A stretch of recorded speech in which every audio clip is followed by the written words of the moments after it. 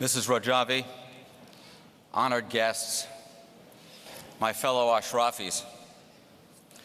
On this day a year ago, 52 residents of Camp Ashraf, who had remained behind to safeguard property of MEK as they have been guaranteed the right to do,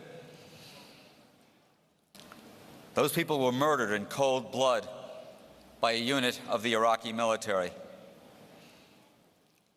The people who carried out this massacre showed all the signs of a military force. They wore identical uniforms, even identical soft white caps, so that they could be recognized by one another.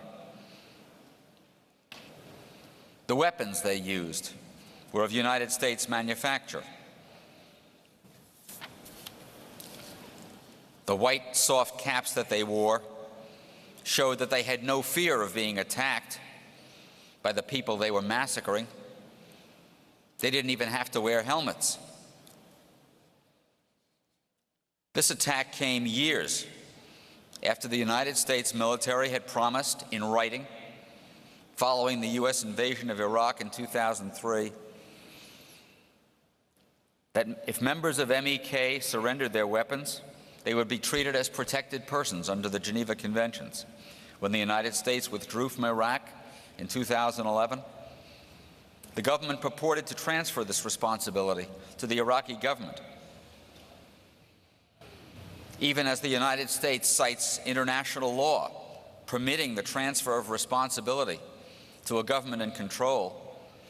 It disregards that part of international law that says that if the transfer is to a power that either cannot or will not follow through, that does not relieve the maker of the promise of its responsibility for keeping it.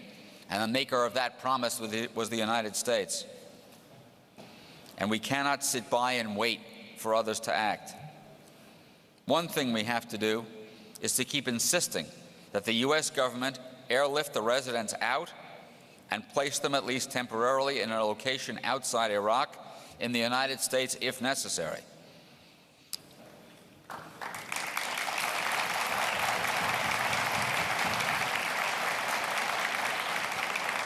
Second, as General Shelton said, we must resist the idea that in order to defeat ISIS, the United States should cooperate with Iran, whether implicitly or explicitly.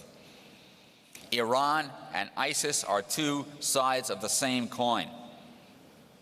We must keep account of the new Iraqi government and make it clear to al-Abadi that he will be judged by how he treats the residents of Liberty and Ashraf.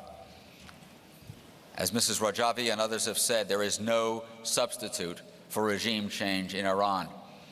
That is the only way out of this conundrum. That is the only honorable way out of this conundrum.